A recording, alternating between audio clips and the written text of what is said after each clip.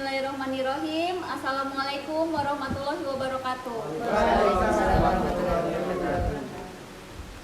Yang saya hormati Bapak Ibu Guru di SMK Negeri 4 Metro, staf tata usaha yang mewakili Tabi Pun. Ya Bun. Puji syukur kehadirat Allah Subhanahu wa Ta'ala yang mana pada siang hari ini kita dapat berkumpul di ruangan perpustakaan SMK Negeri 4 Metro dalam acara aksi nyata modul 1.4 budaya positif. Yang kedua, salawat serta salam kita sanjungkan kepada Nabi Muhammad SAW. Bapak dan Ibu Guru, saya berdiri di sini bukan saya yang terbaik, tapi ini merupakan salah satu dari tugas saya sebagai calon guru penggerak angkatan 9. Dan ini merupakan tugas yang harus saya jalani untuk penutup modul 1.4 itu. Jadi setelah modul 1.4 selesai, nanti saya berlanjut ke modul 2 begitu. Nah, di sini saya akan membagikan tentang budaya positif. Tentunya di sekolah kita ini sudah banyak budaya positif yang sudah kita laksanakan, yang sudah terjadi. Hanya terkadang kita tidak sadar bahwa itu merupakan salah satu budaya positif yang ada di sekolah kita. Nah, Bapak Ibu Guru, di sini ada pertanyaan pemantik sebelum kita melanjutkan ke budaya positif. Nah, di sini ada 4 pertanyaan tentang sebenarnya nanti ini berkaitan dengan budaya positif yang akan berlanjut tentang hukuman, tentang hadiah, tentang reward dan sebagainya. Nah, pertanyaan yang nomor 1 yaitu pemberian hukuman dapat mendisiplinkan siswa. Jadi setuju atau tidak Bapak Ibu di sini? Boleh perwakilan menjawab dari keempat pertanyaan ini. Siapa yang mau menjawab? Nomor 1, pemberian hukuman dapat mendisiplinkan siswa. Menurut Bapak Ibu, apakah hukuman dapat mendisiplinkan siswa? Setuju atau tidak? Setuju? Bahwa hukuman dapat mendisiplinkan siswa? Tidak. Ya, ada yang tidak, ada yang setuju. Bu Ika, kenapa tidak setuju? Karena mungkin siswa-siswa itu berbeda latar belakang ya. Ada yang mungkin ketika kita menghukum anak itu ada yang takut, tetapi ada yang malah jadi bumerang untuk kita. Misalnya kita terlalu memukul, bekas dan lain sebagainya. Anak-anak malah nggak jadi takut. Malah dia, aku kemarin di ini sama bapak itu jadi seperti ini, sampai melaporkan. Jadi kenapa saya di sini memberikan hukuman dapat mendisiplinkan siswa, saya tidak setuju karena bisa menjadi bumerang untuk kita sendiri. Ya, jadi Bu Ika tidak setuju karena pemberian hukuman itu dapat menjadi bumerang untuk guru sendiri ya. Dimana sekarang kita kan pernah melihat ya Bu, kasus-kasus yang ada di media sosial itu kan sudah banyak ya. Kita ingin mendisiplinkan siswa, malah gurunya itu yang kena bumerang dari apa yang dilakukan guru tersebut begitu. Terus kita lanjut ke nomor 2, pemberian hadiah atau reward bisa memotivasi siswa. Setuju. Setuju. Kenapa Bu Mei? Karena ketika kita mengasih reward ke anak yang tadinya itu malas belajar, terus ketika kita dalam mengajar itu kita mengasih reward, anak itu akan memotivasi dirinya untuk semangat untuk belajarnya, memperhatikan ketika kita menyampaikan materi. Oh ya, jadi dengan pemberian reward, saya ngerjain biar nanti dapat hadiah dari Bu Mei lagi gitu ya Bu ya. Ada yang tidak setuju? Setuju semua? Setuju semua. Kalau begitu kita lanjut ke nomor 3, guru bisa mengontrol peserta didik. Apakah guru bisa mengontrol peserta didik? Setuju. Setuju? Karena di sini kita sebagai pemimpin pembelajaran ya Bu, kalau di kelas itu. Kalau saya setuju, yang lainnya? Setuju. Nomor 4, seorang guru harus mampu memberikan solusi bagi siswanya. Nah, solusi. Bu Rizka sebagai guru BK gimana Bu? Apakah guru bisa memberikan solusi bagi siswanya? Setuju Bu, soalnya kalau di BK sendiri memang dituntut untuk harus memberikan solusi dari permasalahan-permasalahan siswanya gitu. Ya, jadinya seorang guru harus memberikan solusi bagi siswanya, apalagi kalau siswanya terkendala masalah gitu ya. Ya, khususnya guru BK ini harus memberikan solusi kalau siswa-siswanya menghadapi masalah ya Bu. Ya Bu. Ya. Nah, Bapak Ibu, pada siang hari ini ada beberapa topik yang akan kita bahas. Yang pertama yaitu tentang disiplin positif dan nilai-nilai kebajikan universal. Yang kedua, teori motivasi, hukuman, dan penghargaan, serta restitusi. Yang selanjutnya yaitu keyakinan kelas, kebutuhan dasar manusia, dan dunia berkualitas. Selanjutnya restitusi dengan 5 posisi kontrol. Selanjutnya restitusi dengan segitiga restitusi. Bapak Ibu, di sini ada tentang perubahan paradigma belajar, yaitu teori kontrol yang dicetuskan oleh Dr. William Glasser tentang ilusi guru mengontrol murid. Ilusi bahwa semua penguatan positif efektif dan bermanfaat. Ilusi bahwa kritik dan membuat orang merasa bersalah dapat menguatkan karakter. Ilusi bahwa orang dewasa memiliki hak untuk memaksa.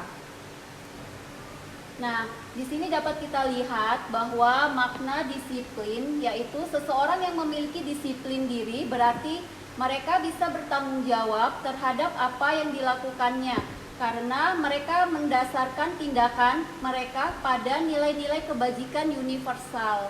Dalam hal ini Ki Hajar Dewantara mengatakan yaitu pertanggungjawaban itulah selalu menjadi sisihannya hak atau kewajiban dari seseorang yang pegang kekuasaan atau pimpinan dalam umumnya. Adapun artinya tidak lain ialah orang tadi harus mempertanggungjawabkan dirinya serta tertibnya laku diri dari segala hak dan kewajiban. Selanjutnya yaitu makna nilai-nilai kebajikan. Yaitu nilai-nilai kebajikan adalah sifat-sifat positif manusia yang merupakan tujuan mulia yang ingin dicapai setiap individu. Nah, di sini dikatakan seperti yang telah dikemukakan oleh Dr. William Glasser pada teori kontrol tahun 1984 menyatakan bahwa setiap perbuatan memiliki suatu tujuan, begitu. Selanjutnya diungkapkan oleh Dian Gosen tahun 98 mengemukakan bahwa dengan mengaitkan nilai-nilai kebajikan yang diyakini seseorang, maka motivasi intrinsiknya akan terbangun sehingga menggerakkan motivasi dari dalam untuk dapat mencapai tujuan mulia yang diinginkan. Gitu. Nah, Bapak Ibu, ada 3 motivasi perilaku manusia, yaitu 1 untuk menghindari ketidaknyamanan atau hukuman. Yang kedua, untuk mendapatkan imbalan atau penghargaan dari orang lain. Yang ketiga, untuk menjadi orang yang mereka inginkan dan menghargai diri sendiri dengan nilai-nilai yang mereka percaya. Ini termasuk tadi yang diungkapkan sama Bu Mei ya, kalau anak itu melakukan sesuatu itu seperti yang nomor 2, untuk mendapatkan imbalan atau penghargaan dari orang lain. Misalnya kalau penghargaan apa dia ingin dipuji atau mendapatkan reward dari gurunya, seperti itu. Dan untuk menghindari ketidaknyamanan atau hukuman itu pasti nanti kita ketemu kok sama anak-anak yang melakukan sesuatu, pasti mereka mempunyai motivasi tersendiri kenapa mereka melakukan hal tersebut, seperti itu. Nah, di sini ada 5 kebutuhan dasar Bapak Ibu untuk memenuhi kebutuhan dasar manusia itu, yaitu 1, kebutuhan untuk bertahan hidup. Yang kedua, kasih sayang dan rasa diterima. Yang ketiga, kesenangan. Yang keempat, kebebasan. Dan yang kelima, penguasaan. Nah, selanjutnya di sini ada contoh-contoh tentang posisi kontrol restitusi, yaitu 1, sebagai penghukum. Nomor 2, membuat orang merasa bersalah. Yang ketiga, sebagai teman. Yang keempat, sebagai pemantau. Yang kelima, sebagai manajer. Dari sini kita dapat melihat kita sebagai guru selama ini ada di posisi kontrol yang mana antara kelima ini. Contohnya, kalau sebagai penghukum, guru itu menghardik, menunjuk-nunjuk, menyakiti, atau menyindir siswa. Itu sebagai penghukum. Kalau sebagai pembuat orang merasa bersalah, berceramah, mungkin dengan kata-kata yang menurut kita itu baik, tapi menurut anak itu tidak seperti itu. Seharusnya kamu tidak begini nak, seperti ini. Ibu kecewa loh sama kamu. Kenapa sih kamu melakukan hal tersebut? Seperti itu. Itu pembuat orang merasa bersalah. Kalau sebagai teman, membuat alasan-alasan untuk muridnya. Ayolah, lakukan demi ibu. Masa kamu tidak mau? Ingat, ibu pernah bantu kamu gitu. Itu sebagai teman. Kalau yang sebagai pemantau, menghitung dan mengukur gitu. Jadi selama ini apa peraturannya gitu. Menyesuaikan diri bila diawasi seperti itu. Jadi kita nanti dari sini dapat melihat kita seperti apa selama ini. Yang kelima yaitu posisi manajer, yaitu kita mengajukan pertanyaan, apa yang kita yakini, apa yang bisa kamu kerjakan untuk memperbaiki masalah ini, seperti itu. Kemarin saya sudah buat salah satu contoh video restitusi, nanti bisa ditayangkan ya Bu, yang kemarin ya. Nah itu contoh tentang posisi kontrol menggunakan segitiga restitusi.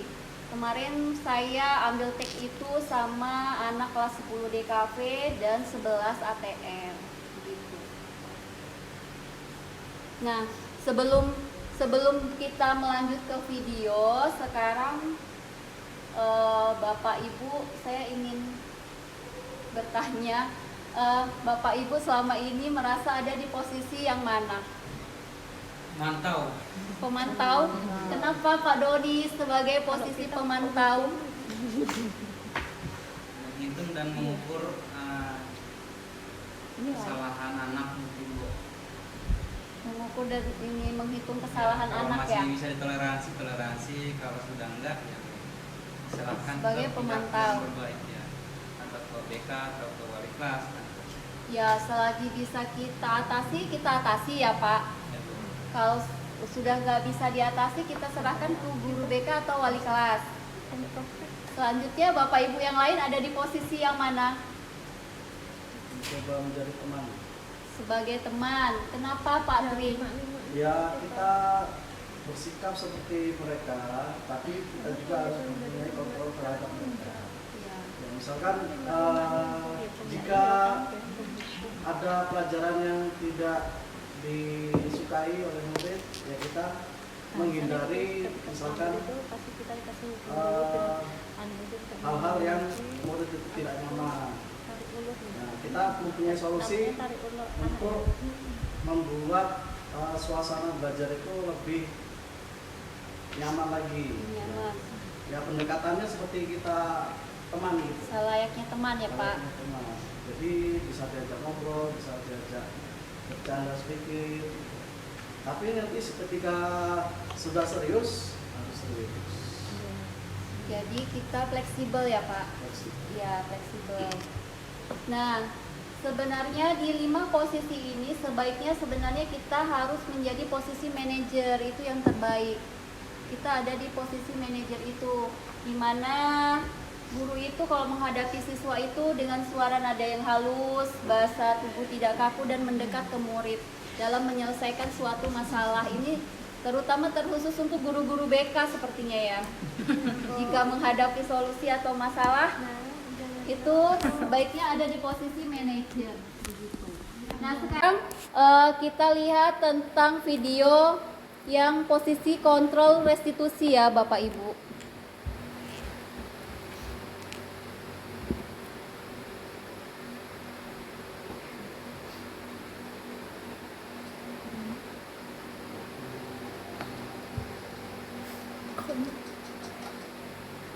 Suaranya?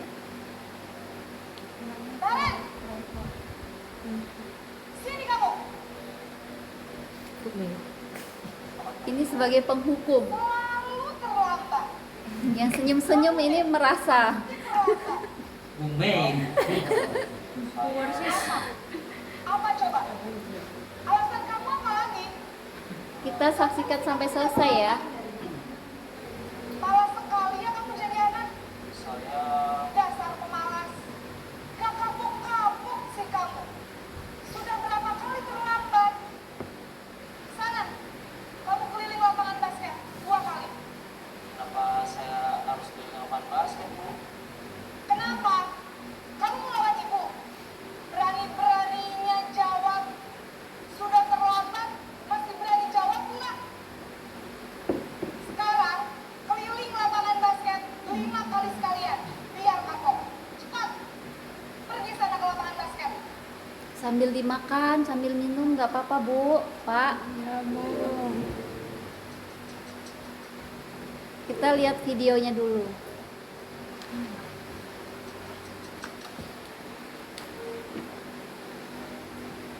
Naren!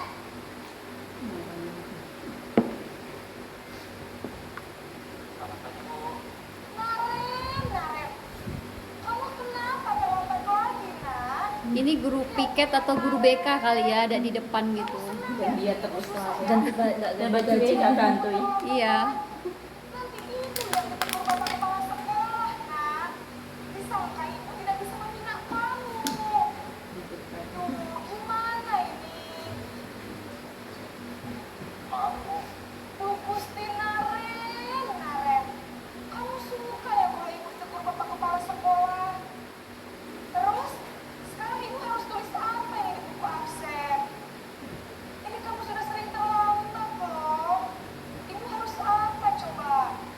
Maaf, Bu. Maaf sekali. Ya sudah, lain kali jangan bikin ibu susah lagi ya nak ya. Ibu tidak akan kuat lagi kalau kamu begini terus. Bisa jantungan kalau ibu ditegur bapak kepala sekolah. Sana cepat, kelas. Maaf ya, Bu.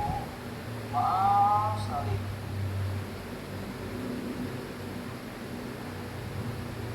Ini Pak Tri posisi teman.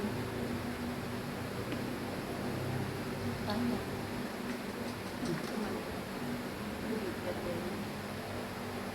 Naren!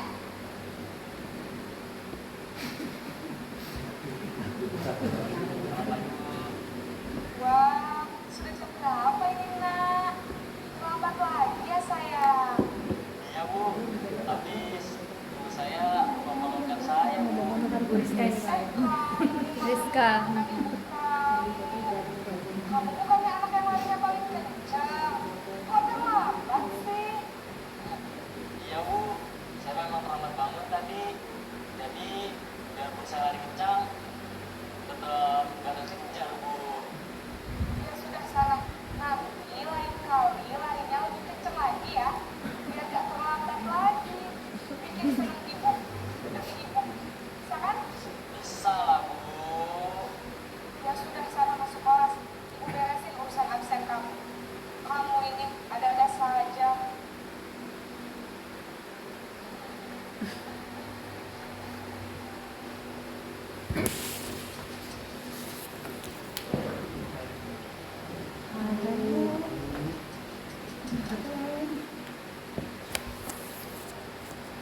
Naren!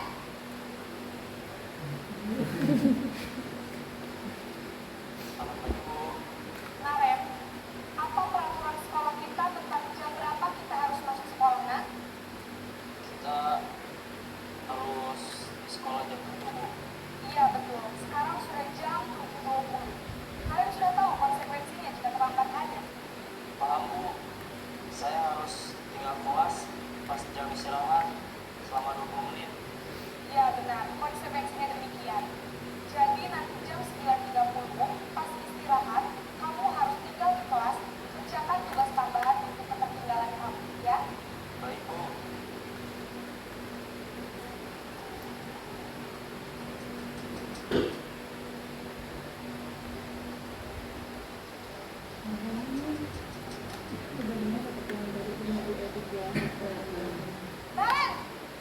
Naren! Yang ini tuh diedit mas Oli. Bu.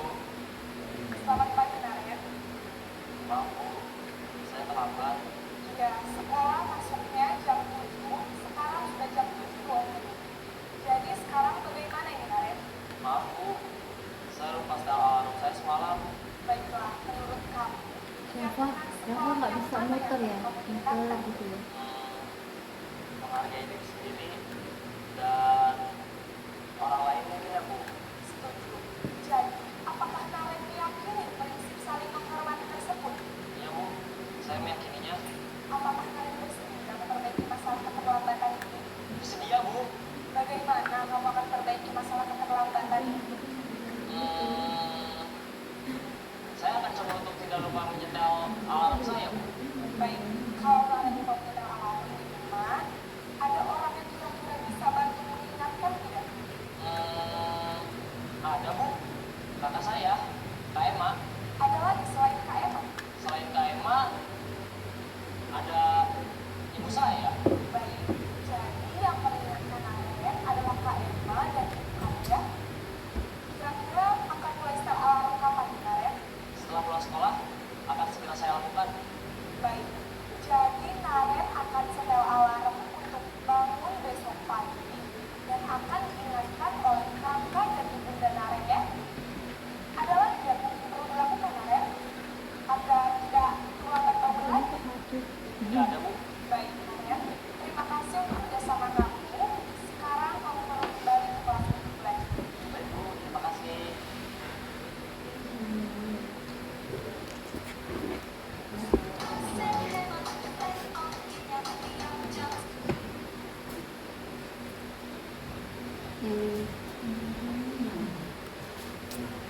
Nah, Bapak Ibu, itu tadi tentang video 5 posisi kontrol.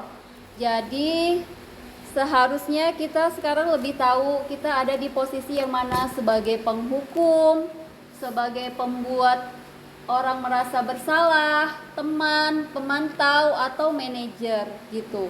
Jadi tadi dari video itu sebaiknya kita ada di posisi manajer ya gitu, bukan lagi posisi penghukum, karena selama ini pasti kita sebagai guru pernah ada di posisi penghukum. Saya pun pernah begitu. Nah, selanjutnya tentang keyakinan kelas.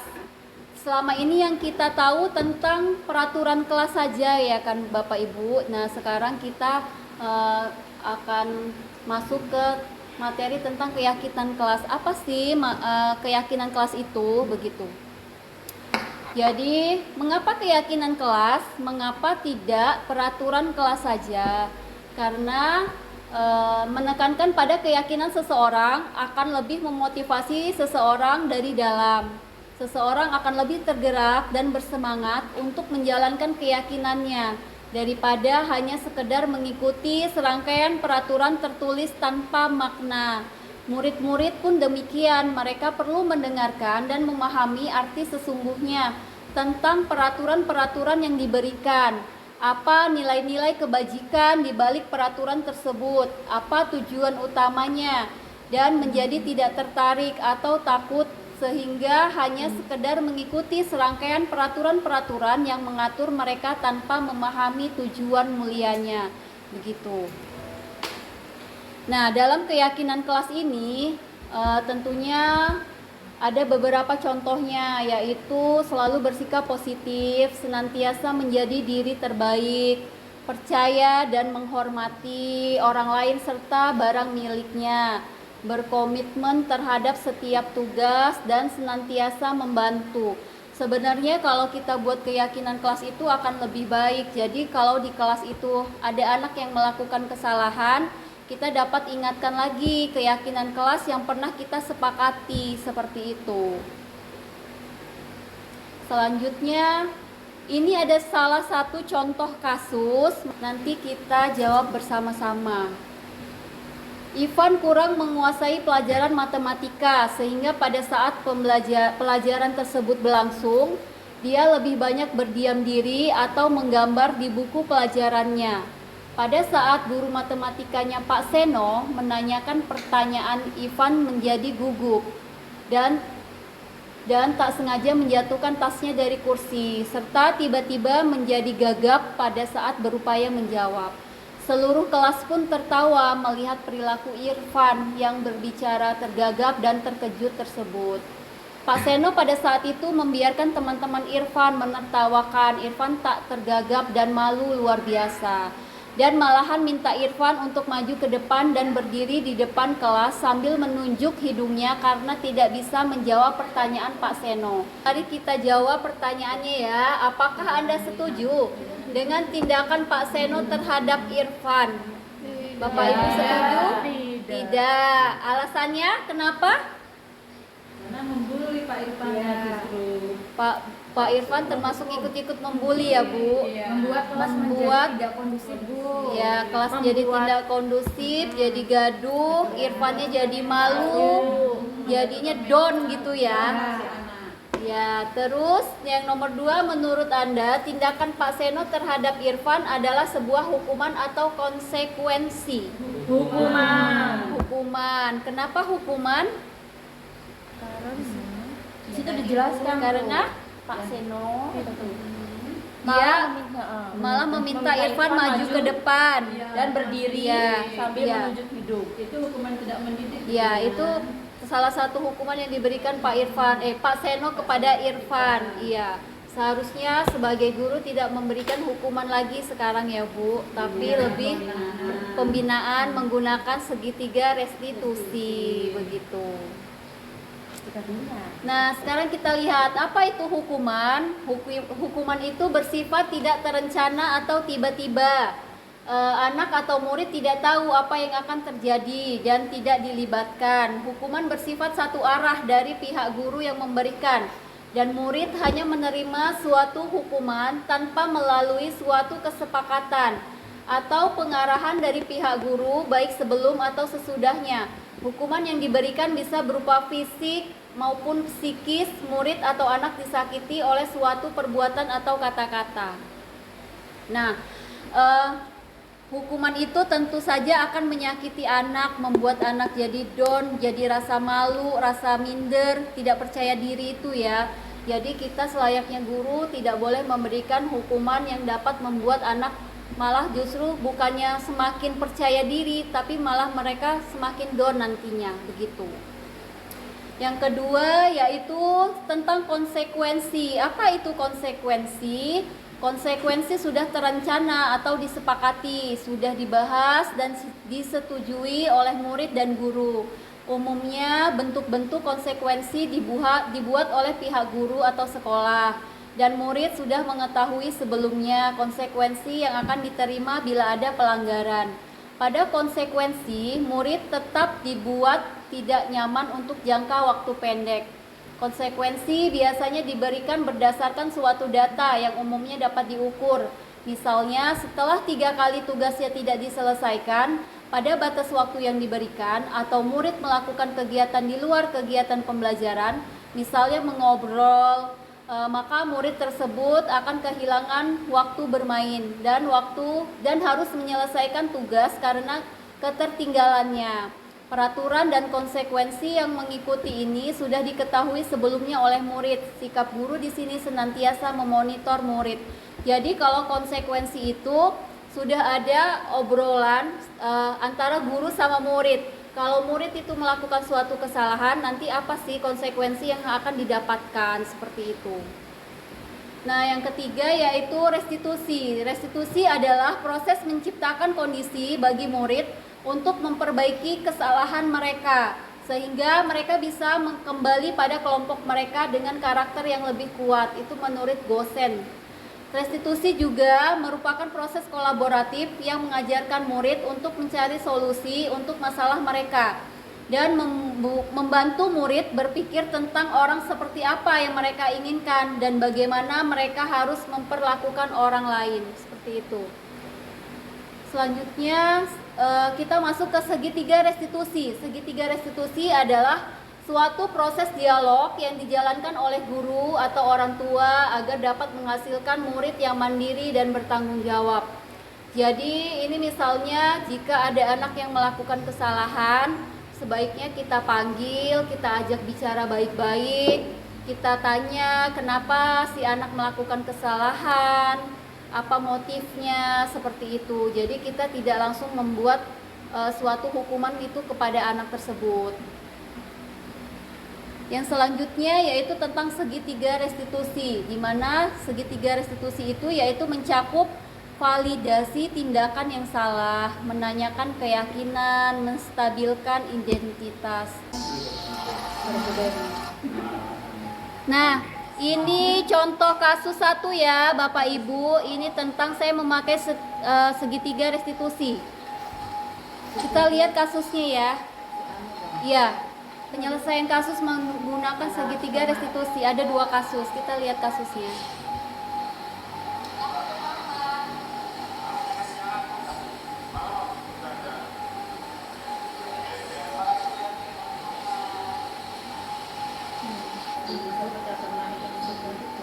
Iya, 11 ATR.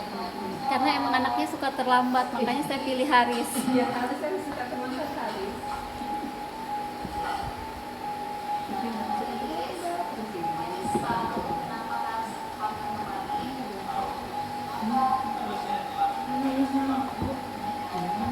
Suaranya nggak bisa gede lagi. Lagi pakai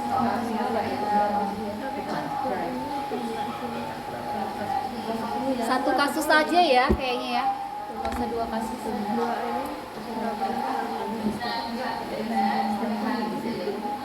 Nah, ini validasi tindakan yang salah.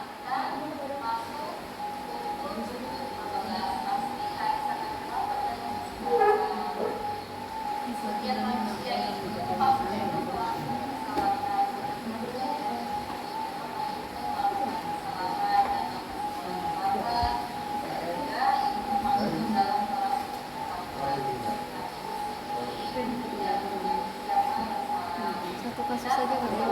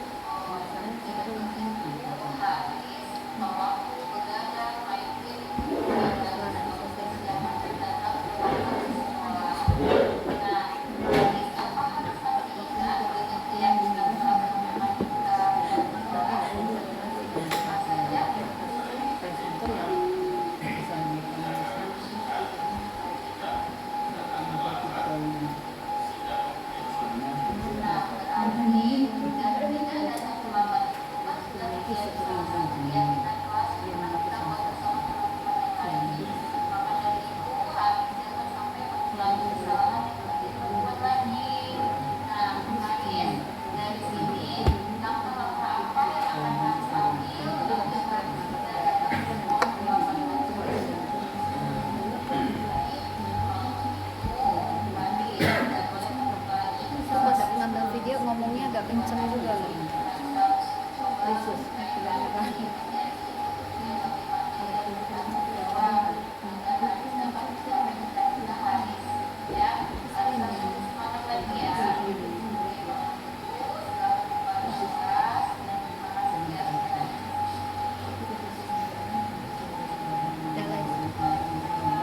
Ke segitiga tadi.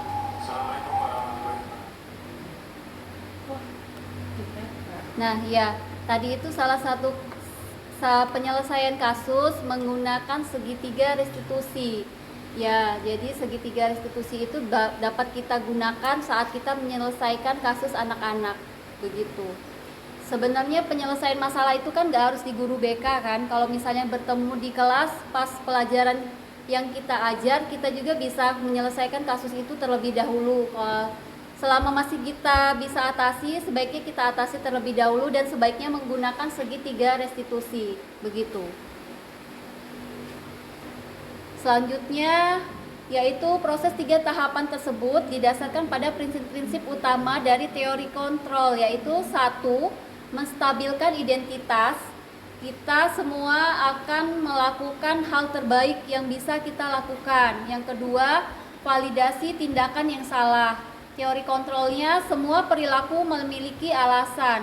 Yang ketiga, menanyakan keyakinan. Kita semua memiliki motivasi internal, begitu. Jadi saat kita menanyakan anak sebaiknya juga kita menggunakan teori langkah-langkah dan menggunakan teori kontrol ini, begitu. Nah, Bapak Ibu, demikian tadi materi atau pelajaran yang saya dapatkan dalam pendidikan guru penggerak, begitu. Jadi dalam penerapan program disiplin positif, hendaknya guru memiliki standar kepribadian, profesional, dan sosial yang baik, di mana guru mampu merefleksi dirinya dalam posisi kontrol saat ini, bagaimana perjalanan dirinya sebagai among atau manajer yang menuntun murid-muridnya menjadi insan mandiri, merdeka, dan bertanggung jawab, begitu. Jadi Bapak Ibu, sekian tentang diseminasi disiplin positif dari modul 1.4 pendidikan guru penggerak. Terima kasih atas kerjasamanya pada siang hari ini. Semoga apa yang kita dapatkan dapat kita laksanakan, kita terapkan dalam menghadapi siswa-siswa kita di sekolah. Semoga lebih baik ke depannya. Terima kasih sekali lagi saya ucapkan alhamdulillahirobbilalamin. Semoga kita lebih baik ke depannya. Salam guru penggerak, tergerak, bergerak, menggerakkan.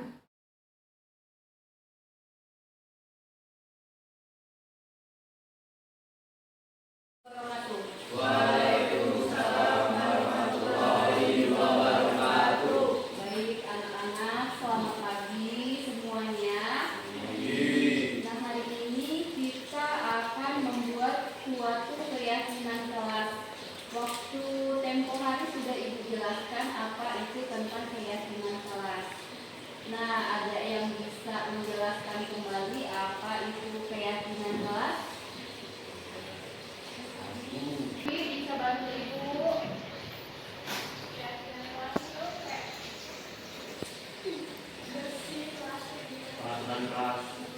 Ya, kamu benar sekali. Jadi keyakinan kelas itu peraturan, semacam peraturan kelas yang harus ditaati sama seluruh warga di dalam kelas 11 APAT ini, ya.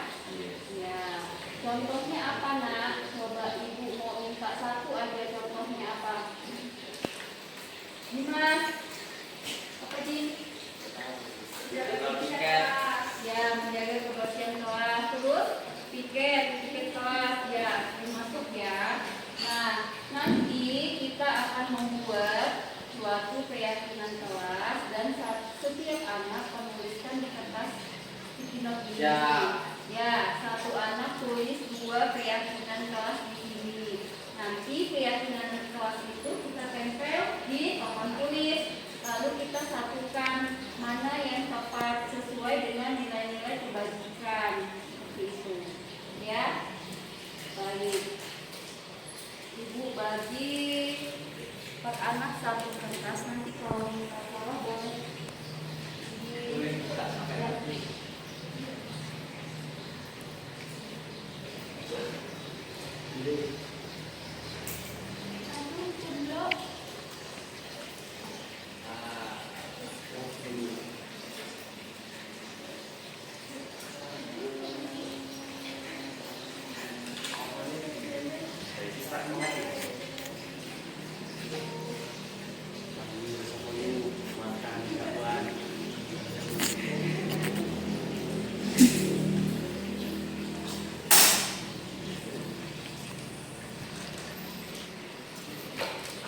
ya, silahkan ditulis di kertas sticky note 2 keyakinan kelas yang kalian yakini. Setelah selesai nanti ditempelkan di papan tulis. Ibu beri waktu 5 menit ya.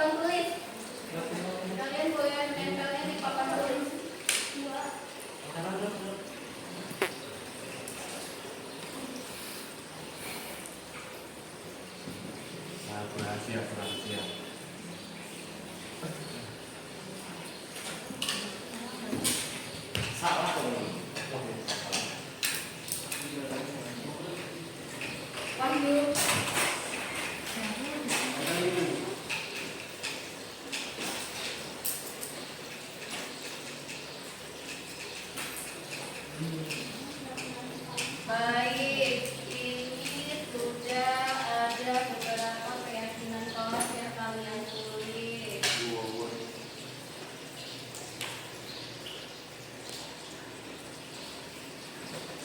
Ini baca dulu ya, satu persatu. Memberikan ucapan salam atau selamat pagi dengan cara berdiri terlebih dulu, lalu memberikan ucapan tersebut, merapikan kursi sebelum belajar. Ini membersihkan kelas, menjaga kebersihan sekolah maupun lingkungan.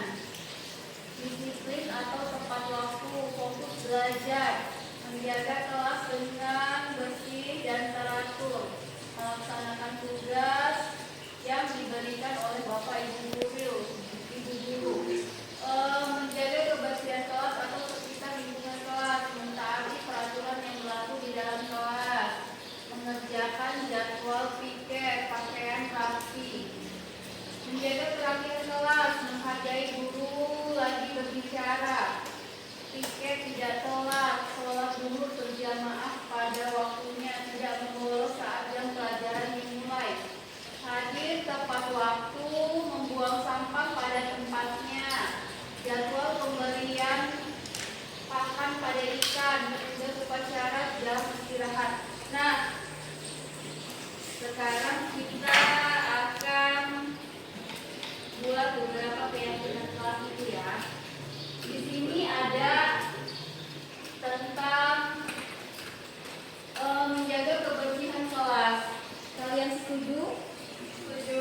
Ya. Jadi yang pertama menjaga kebersihan kelas, ya. Menjaga kebersihan kelas.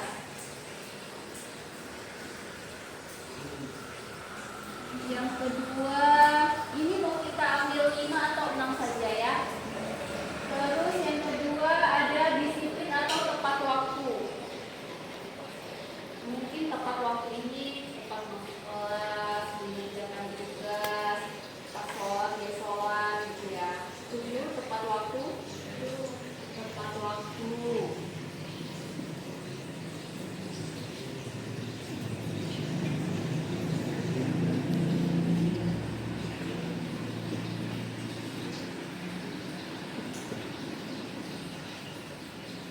Yang ketiga, ini melakukan tugas yang menjaga keberhasilan kebersihan. Ada membuang sampah pada tempatnya. Jadi kalian membuang sampah pada tempatnya? Yes. No. No. Membuang sampah pada tempatnya.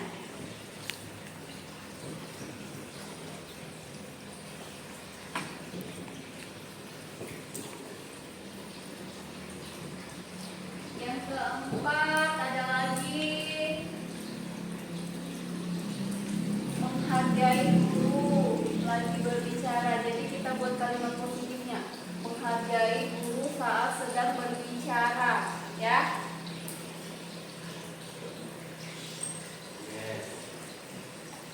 Menghargai guru.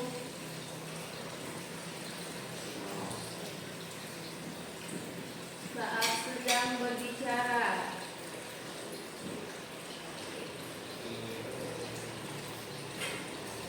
Yang kelima, kita ambil lagi. Ini tentang jadwal pemberian pakan pada ikan. Ya, karena kalian 11 apa? Perikanan. Kalian harus jadwal pemberian pakan pada ikan sesuai jadwalnya. Boleh lah. Apakah disetujui? Setuju? Ya, boleh kita masukkan di sini. Memberi pakan sesuai jadwal piket ya. Ya.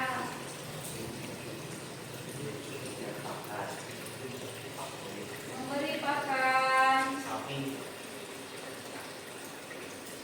sesuai jadwal piket.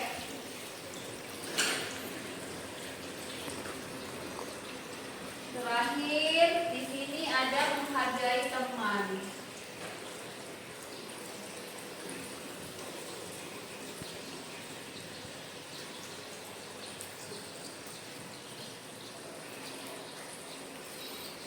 Ya, jadi di sini ada 6 keyakinan kelas yang kita dapatkan dan ini harus kalian taati, sepakati sesuai dengan keyakinan dari diri kalian dan harus dilaksanakan. Ya.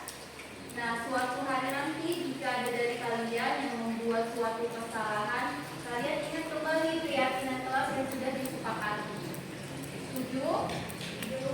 Oke, baik. Sekian keyakinan kelas yang telah kita buat. Semoga kelas 11 tampak ke depan jauh lebih baik. Wassalamualaikum warahmatullahi wabarakatuh.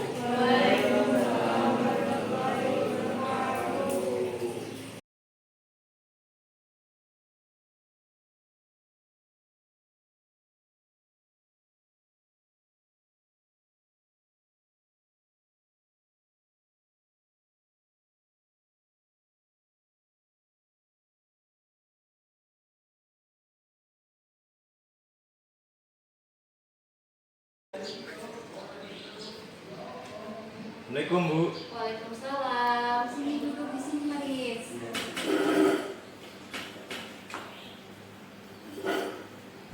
Nah, Haris tahu kenapa Haris ibu panggil kemari? Tahu Bu. Kenapa? Karena saya telat berangkat sekolah Bu. Ya, kenapa Haris tadi dari rumah jam berapa? Jam 7:30 Bu. Jam 8. Haris tahu sekolah kita masuknya jam berapa? Jam 7:15. Nah, berarti Haris jelas terlambat dari rumah kalau Haris berangkat dari rumah 7:30, ya kan? Nah, kira-kira jika Haris dari rumah 7:30, sedangkan sekolah kita masuk pukul 7:15, pasti Haris akan terlambat datang ke sekolah. Setiap manusia itu pasti pernah melakukan kesalahan, begitu juga dengan ibu. Ibu pernah juga melakukan kesalahan, datang ke sekolah terlambat, sehingga ibu masuk ke dalam kelas pun terlambat. Tapi di sini ibu tidak mencari siapa yang salah. Kita sama-sama mencari solusi dan memperbaiki diri agar ke depan nanti kita menjadi orang yang lebih baik lagi. Nah, Haris bisa diceritakan kenapa Haris sampai datang ke sekolah terlambat? Karena saya malamnya begadang, lupa waktu. Haris begadang, lupa waktu, atau Haris juga main game di rumah semalam? Iya Bu, main game sama temen-temen. Oh, dengan begitu Haris lupa waktu, begadang, main game itu membuat Haris bangun kesiangan dan datang terlambat ke sekolah. Nah, apa Haris masih ingat dengan keyakinan kelas yang pernah kita buat di kelas? Masih Bu. Apa saja? Saling menghargai teman, menjaga kebersihan, tidak datang terlambat, tidak membuli teman. Nah, berarti tidak datang terlambat itu kan sudah menjadi salah satu keyakinan kelas yang pernah kita buat bersama teman-teman yang lain. Ya.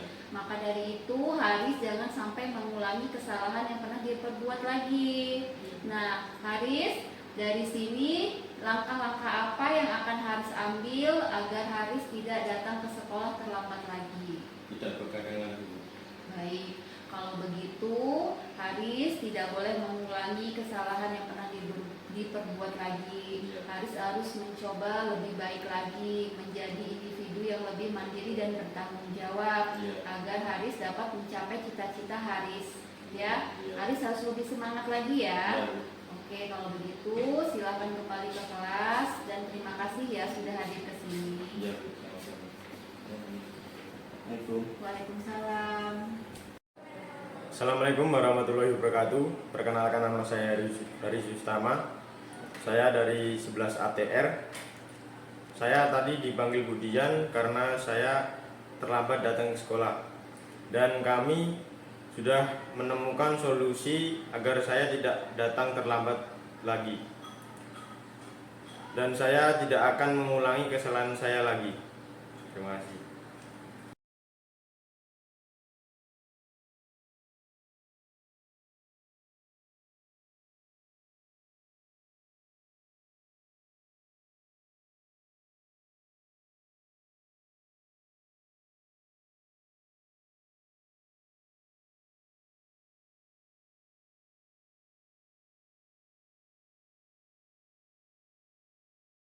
Amel Amel tahu tidak kenapa Amel ibu panggil kemarin? Tahu Bu, habisnya saya kesal karena hasil kerja saya dicontek oleh si Adi. Oh iya, tadi ibu dengar dari guru di kelas waktu pelajaran matematika, Amel marah-marah saat pelajaran matematika, benar ya? Iya Bu.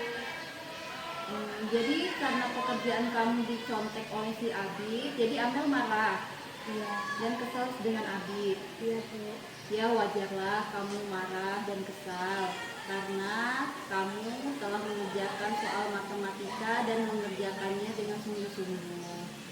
Jika ibu ada di posisi Amel, ibu juga tahu bagaimana rasanya dan apa yang harus ibu lakukan. Ibu pun juga akan marah dan kesal. Lalu apa yang tadi Amel lakukan terhadap Abid? Saya marah-marah Bu. Lalu saya maki-maki Abid. Saya tanpa saya sengaja saya gebrak mejanya. Kamu melakukan hal itu karena ada alasannya ya? Iya Bu. Karena sudah susah payah mengerjakan soal matematika, malah dicontek dengan Abid. Iya Bu. Ya wajarlah kalau kamu marah, karena pekerjaan kamu dicontek oleh Abid. Ibu menghargai apa yang sudah Amel lakukan dan tidak melakukan hal yang lebih buruk dari itu. Misalnya kamu memukul Abid. Sekarang kita pikirkan tentang tindakan kamu yang telah marah dan kesal dengan Abid dan juga kamu telah mendobrak meja Abid. Apakah hal itu telah sesuai dengan keyakinan kelas yang pernah kita buat? Tidak Bu. Keyakinan kelas apa yang telah Amel langgar? Saling menghargai sesama teman. Menurut Amel, menghargai sesama teman penting atau tidak? Penting Bu. Penting. Baik, jika menurut kamu hal itu penting, jadi keyakinan kelas apa yang akan Amel lakukan ketika kamu sedang marah? Seharusnya saya sabar Bu. Kamu bersedia melakukan hal itu? Bersedia. Apa yang akan kamu lakukan untuk memperbaiki masalah ini? Saya akan menahan amarah ketika teman saya mencontek. Saya akan melaporkan kepada guru dan wali kelas saya.